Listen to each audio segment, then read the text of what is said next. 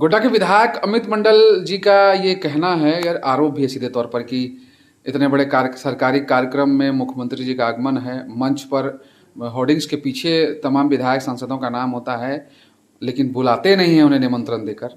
तो इस पर क्या कहेंगे आप झामुमो की तरफ से? देखिए, आप मीडिया के समाचार के अनुसार अभी से कुछ देर पहले हम लोग कांग्रेस भवन में गठबंधन का बैठक बुला रहे थे। वहीं पर माननीय विधायक गोड्डा माननीय अमित मंडल जी का ये संवाद भी मिल चुका था कि वो प्रेस कॉन्फ्रेंस कर रहे हैं। तो हम लोग को बड़ा एक हास्यास्पद लगता है कि एक तो पहले इनके पीछे एक तमगा है कि एक बहुत अच्छे पढ़े लिखे जानकार और तेज तर्रार विधायक एक तरह से कहे जाते हैं, और वहीं जबकि देख रहे हैं कि जिले में आज लगातार आपकी योजना, आपकी सरकार, आपके द्वार कार्यक्रम चल रहा है। गांव के अंतिम व्यक्ति तक के लिए डायरेक्ट कार्य कर रही है प्रशासन के पदाधिकारियों के माध्यम से। लेकिन भारतीय जनता पार्टी को ये चीज पच ही नहीं रहा है। अब चूंकि अभी तक सिर्फ प्रोग्राम माननीय मुख्यमंत्री जी का आया है, फाइनल टाइम ये सब भी नहीं आया है, क्योंकि आप जान रहे हैं कि मुख्यमंत्री जी का भी प्रत्येक दिन एक जिला में उनका कार्यक्रम होता है, और अभी तक यहाँ पर निमंत्रण में रहे कि पक्ष या विपक्ष, पक्ष के भी किसी लोगों को प्रशासन के द्वारा अभी तक सूचना नहीं है। और हम सारे लोग इस बात से गदगद हैं कि जिस गरीब गांव शहर की आम जनता ने जिस सरकार को चुना है, ये पहली बार ये ऐसी सरकार है जो ये काम कर रही है। और ऐसे में से अभी उनको कम से कम कल कार्यक्रम है, कम से कम उनको कल कार्यक्रम से पहले तक का समय देख लेना चाहिए था। फिर आरोप प्रत्यारोप अगर वो करते तो लगता है कि वो अच्छा लगता। लेकिन अभी निमंत्रण की बात को प्रशासन के द्वारा तय ही नहीं किया गया है, तो वो इस बात को कैसे कह रहे हैं, या उनको इस बात को बोलने में तनिक शर्म नहीं आ रहा है कि अभी तक जब प्रशासन का पत्र ही निर्गत नहीं हुआ है, उस निर्गत पत्र में, आमंत्रण पत्र में यदि उनका नाम नहीं होता, तो अगर वो आरोप लगाते तो कुछ अच्छा लगता। लेकिन ये बड़ा ही हास्यास्पद उनका आरोप है। और एक तरफ वो लोकतंत्र और संविधान की दुहाई देते हैं। आप लोगों के माध्यम से ही मैंने अभी सुना कि उन्होंने कोडरमा के माननीय मुख्यमंत्री जी के अभिभाषण का उल्लेख अपने उसमें किया जी।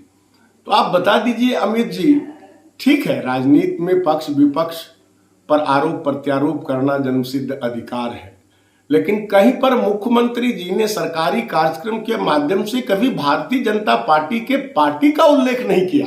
बहोरिया गौचर मैदान के चारों बगल में वन विभाग के द्वारा वृक्षारोपण, इन सारी योजनाओं का डायरेक्ट आम जनता के द्वारा माननीय मुख्यमंत्री जी को आवेदन दिया गया, और सारी योजनाओं को स्वीकृति प्रदान करते हुए आज गोड्डा सदर प्रखंड के इस बॉर्डर इलाके पर सब काम हो रहे हैं।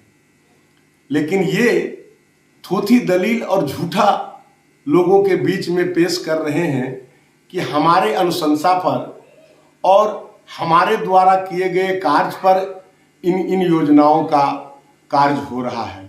इनको जरा सा भी इस बात पर यह नहीं लगता है कि सदन के एक सम्मानित सदस्य होने के नाते हम सरकार के द्वारा विभाग से स्वीकृति लिस्ट में उसका नाम चढ़ाकर जनता को दिग्भ्रमित करते हैं कि हम इस योजनाओं को करा रहे हैं, जबकि ये जनता ने स्वयं अपने आवेदन पर इन योजनाओं का मुख्यमंत्री से मांग किया है, और योजना स्वीकृति के बाद, निविदा निष्पादन के बाद आज कार्य प्रारंभ होने की स्थिति में है, और ये अपना दलील ले रहे हैं।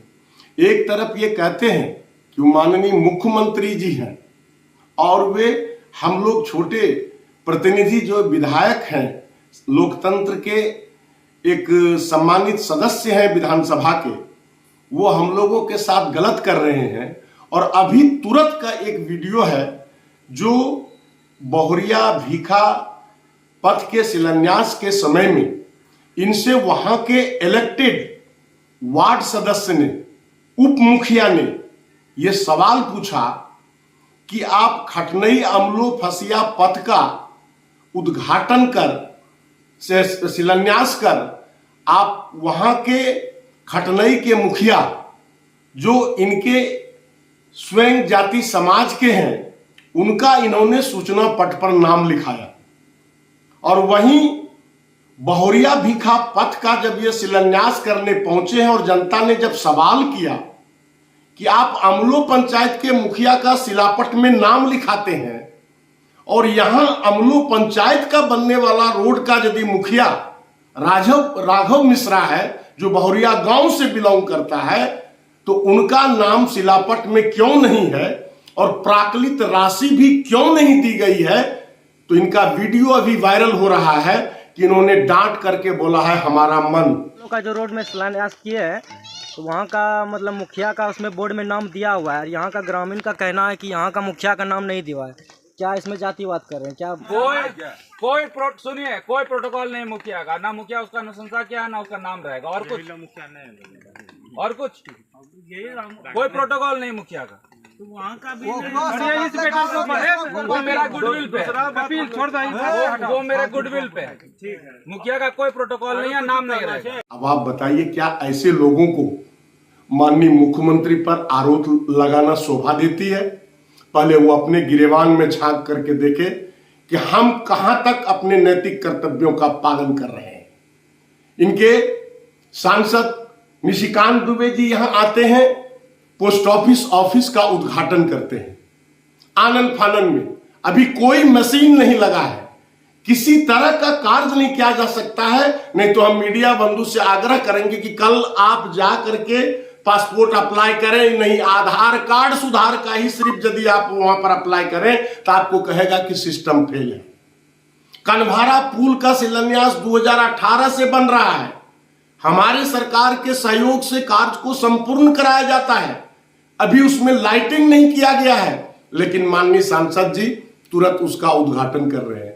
जनता जब सवाल उठाती है तो ये लोग अपने केंद्र सरकार के धौंस के बदौलत, अपने पैसे के बदौलत गरीब के आवाज को दबा देते हैं। और लेकिन आज हेमंत सोरेन का राज है, गरीबों को न्याय मिल रहा है, गरीबों को डायरेक्ट सरकार का अधिकार मिल रहा है, स्वसम्मान मिल रहा है, उनके दरवाजे पर जाकर मिल रहा है। यही कारण है कि इन लोगों का नींद हराम हो गया है। और इन लोगों को कभी भी हेमंत सोरेन पर आरोप लगाने से पहले अपने गिरेबान में झांक कर देखना चाहिए कि हम कहां तक सही हैं, उसके बाद वो आरोप लगाए तो अच्छा होगा, या नहीं तो ये जनता के बीच में एक हास्यास्पद विषय वस्तु बन के रह जाएंगे। आगे इन्हें हासिल होने वाला कुछ नहीं है। आने वाला समय जो बचा कुचा भी 1-2 विधानसभा है वो सिरे से समाप्त होगा और जनता इन लोगों को जवाब देगी।